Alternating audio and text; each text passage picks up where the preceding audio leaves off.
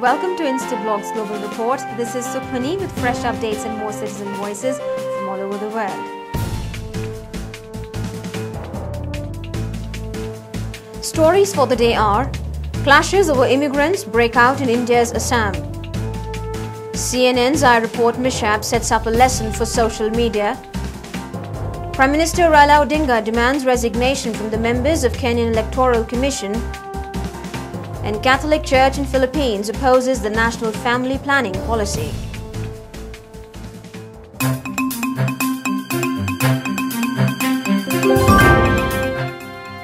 At least 36 people have lost their lives and thousands left homeless in violence between indigenous Bodo tribes and Bangladeshi settlers. The Bodos have long accused the Congress-led government in Assam for not doing enough to stop the flow of illegal immigrants and not giving the Bodos adequate protection.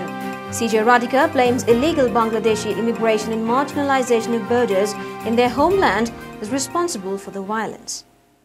This is Radhika, a citizen journalist reporting from India. How can the state officials in Assam blame the separatist National Democratic Front of Bodoland, blame them for clashes and ethnic cleansing of Muslims? Recurrent bouts of violence between indigenous tribesmen and migrant Muslim population are a direct result of Bodos getting marginalized in their homeland by the influx of Muslims. Bodos, who feel neglected by the central government, want the illegal immigration to stop, which is depriving them of job opportunities in the region. The Bangladeshi migrants have no right whatsoever to be in India, yet the Congress government in Assam continues with the policy of importing Bangladeshi migrants and naturalizing them as Indian citizens with an eye on the vote bank. Much has to do with the lack of region's political representation at the center and utter neglect of this region in spite of abundant natural resources. The nation needs to focus its attention on the region if it wants to solve the problems inflicting this region. CNN's much-touted I Report citizen journalism recently caused trouble on Wall Street due to the network posting false information from a sender. Electronic and software giant Apple's stock began to dip after an I Report contributor reported that company CEO Steve Jobs had a heart attack. CJ Marco Villa believes that the I Report citizen journalism has just set up a lesson for the social media. This is Marco, citizen journalist, reporting for Instablog. CNN's much-touted I Report citizen journalism recently caused trouble on Wall Street due to the network posting false information from a sender. An I Report contributor reported that Apple CEO had had a heart attack. Within moments of the post, the company's stock began to dip until Apple quickly responded that CNN's third-party reporting was false. Mr. Jobs was fine. CNN has since removed the posts, but the fact that such false information about a prominent American CEO could be posted on the website of one of the United States and the world's most reputable news organization raises serious questions about the conduct of citizen journalism. Who are the editors and what are the standards? The standards to be maintained are simple and obvious. They are the standards upheld by most news bureaus: honesty, decency, and thorough fact-checking. As to who are the editors, we all are. Also means that as public editors, we should offer one another constructive criticism. Kenya's Prime Minister Raila Odinga has demanded that the country's Electoral Commission must own up and resign from the office. He was pointing towards the recently released Craigler report that implicated Electoral Commission and its leadership for malpractices in the last year's presidential elections.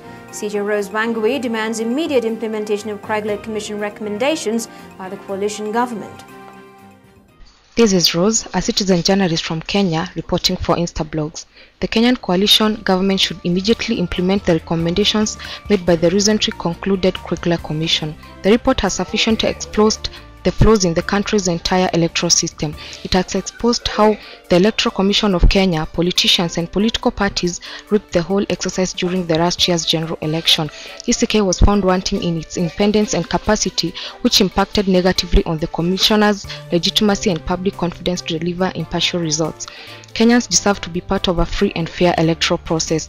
Thus, the government must initiate necessary executive, legislative, and political measures to reconstitute the electoral body so that some amount of electoral integrity is injected into the system. This is essential if it ever wants to change the preconceived misconceptions held by Kenyans regarding the country's electoral exercise. The Catholic Church in the Philippines is facing one of the biggest challenges to its deep-rooted influence in the corridors of power An emotional debate is raging in Congress on legislation for a national family planning policy to include government-sponsored contraception for the poor. CJ Grace Calderon wants the other measures to complement the reproductive health bill in order to control the rising population. This is Grace Calderon, citizen journalist for Instablogs, reporting from the Philippines. The Philippine Congress is about to pass the legislation for a national family planning program that includes government-sponsored contraception for the poor. Those who support the proposition believe that abstinence isn't enough to control a burgeoning population. But the passage of the reproductive health bill would be a waste of resources if nothing much is done to reduce poverty and improve the level of education in the country. The sector to educate the most is women, since pregnancy rates have shown to have been more controlled among educated females. While there is sex education in the curriculum of public schools right from elementary level, parents and communities should also take part in educating the youth on the topic. But if poverty reduction is the ultimate aim of population control, other measures should be equally shored up by the government, such as price control on basic commodities, better education and capability skills enhancement to meet employment requirements, and more employment opportunities to reverse brain drain. If you want your voice to be heard by millions, let Instablogs be your choice. You can contact us at cj@instablogs.com. That's all for today's show. We'll be back with fresh updates and more citizen voices. Till then, it's goodbye from the entire team of Recurrent Report.